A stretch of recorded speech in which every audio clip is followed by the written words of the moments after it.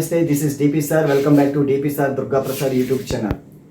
ఈరోజు మీ ముందుకు నేను ఎస్ఐ మెయిన్స్ పేపర్లో మనకి అడిగిన క్వశ్చన్స్ని మీ ముందుకు తీసుకొస్తున్నాను.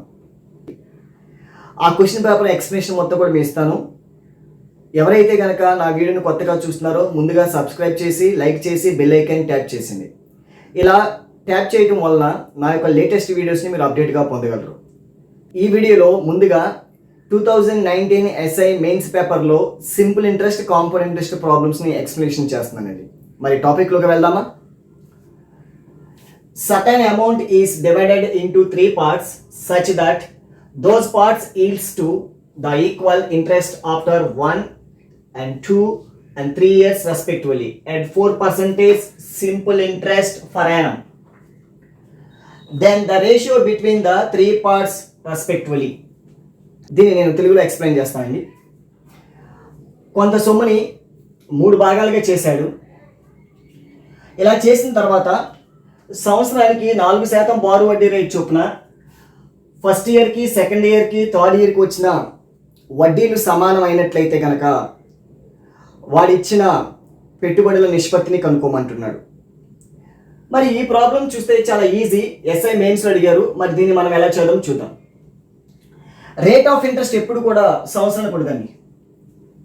రేట్ ఆఫ్ ఇంట్రెస్ట్ అంటే వడ్డీ రేట్ ఎప్పుడు కూడా సంవత్సరానికి కూడదు. సంవత్సరానికి 4% చొప్పున ఒక సంవత్సరానికి వచ్చే వడ్డీ ఎంత అవుతుందంటే 1 into 4 అంటే 4% ఇంట్రెస్ట్ అండి. మరి 1 ఇయర్కి 4% కదా.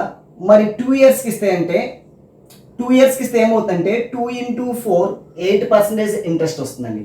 మరి 3 ఇయర్స్కి ఇస్తే 3 into 4 12% ఇంట్రెస్ట్ వస్తుందండి.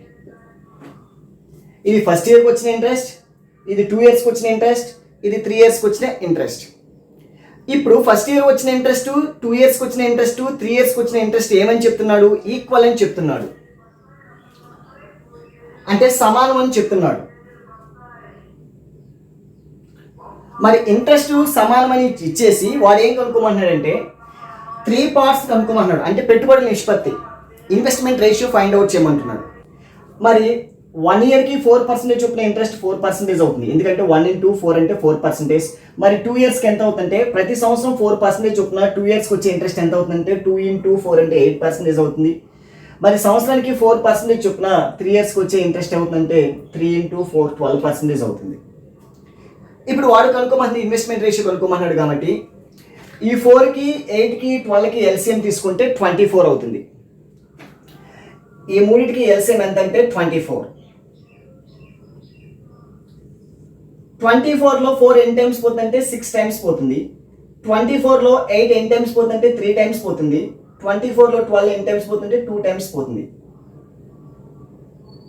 సో వాళ్ళ యొక్క ఇన్వెస్ట్మెంట్ రేషియో ఎంత అంటే 6:3:2. So which is given in the first option. Second problem. A man borrows 5,000 rupees at the rate of 10% compound interest per annum. At the end of each year, he pays back 1,500 rupees for the first 2 years. The amount he should pay at the end of the third year to clear the loan అని చెప్తున్నాడండి. ఒకసారి దీన్ని కూడా మనం తెలుగులో discussion చేస్తేనన్నా, ఒక వ్యక్తి ఉన్నాడంట 5,000 రూపాయలను అప్పుగా తీసుకున్నాడు. సంవత్సరానికి 10% చక్రవడ్డీ రేట్ చొప్పున, compound interest per annum. Rate of interest ఇప్పుడు కూడా సంవత్సరానికి ఉంటుంది, బట్ కాంపౌండ్ ఇంట్రెస్ట్ చొప్పున ఇచ్చాడు. At the end of each year he face back 1,500 rupees.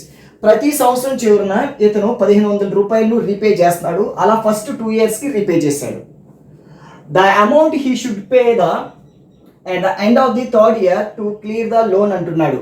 అంటే థర్డ్ ఇయర్ చివరన అతన్ని క్లియర్ చేయాలంటే, అతని యొక్క లోన్ మొత్తాన్ని క్లియర్ చేయాలంటే ఎంత సొమ్ముని తిరిగి చెల్లించాలి అంటున్నాడండి.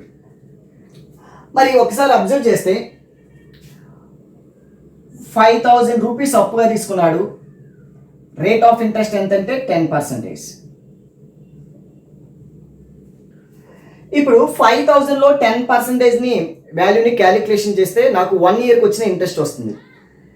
5,000లో 10% అంటే ఎంత? 500.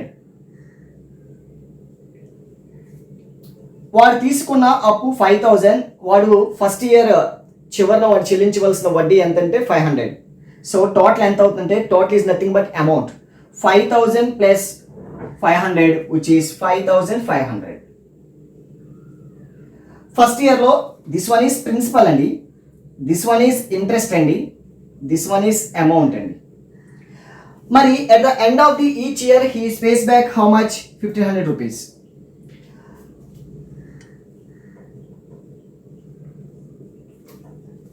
At the end of the first year amount is 5,500.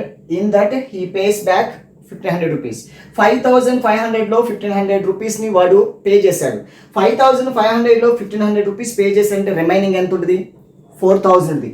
ఆ 4,000 వచ్చేప్పటికి సెకండ్ ఇయర్లో ప్రిన్సిపల్ అవుతుంది. ఇప్పుడు ఈ 4,000 లో మళ్ళీ అగైన్ 10% రేట్ ఆఫ్ ఇంట్రెస్ట్తో ఇంట్రెస్ట్ని క్యాలిక్యులేషన్ చేస్తున్నాడు. 4,000 లో 10% అంటే 400. This one is second year principal, this one is second ఇయర్లో వచ్చే ఇంట్రెస్ట్. మరి అమౌంట్ ఎంత అవుతుందంటే 4,000 ప్లస్ 400 విచ్ ఈస్ 4,400 అవుతుంది. అగైన్ సెకండ్ ఇయర్లో కూడా వాడు and the end of the second ఇయర్లో కూడా వాడు 1,500 రూపీస్ని పే చేశాడు. అంటే 4,400 లో 1,500 రూపీస్ పే చేశాడంటే ఇంకా రిమైనింగ్ ఎంత ఉందంటే 2,900 రూపీస్ ఉంది. బట్ ఈ 1,500 రూపీస్ ఫస్ట్ 2 years మాత్రమే పే చేశాడంట. But he is asking to find amount to be clear in the year of third year. Third year చివరిలో పే చేయవలసిన అమౌంట్ మొత్తం కనుక్కోమంటున్నాడు. 2,900లో అగైన్ 10% వాల్యూ క్యాలిక్యులేషన్ చేద్దాం. 2,900లో 10% అంటే ఎంత? 290 rupees. This one is third year principal, this one is third year interest. But amount కావాలి. అమౌంట్ అంటే principal plus interest. 2,900 plus 290 which is 3,190. This one is amount. అంటే థర్డ్ ఇయర్ చివరిన వాడు pay చేయవలసిన మొత్తం ఎంత అంటే 3,190 rupees. Clearly they have given in the option 2 అండి. If you like this video please do subscribe, like and share it to your friends. అలాగే comment సెక్షన్లో కూడా మీరు కామెంట్ చేయండి మీకు ఏమైనా డౌట్స్ ఉంటే కనుక. I hope you understand. Thanks for watching.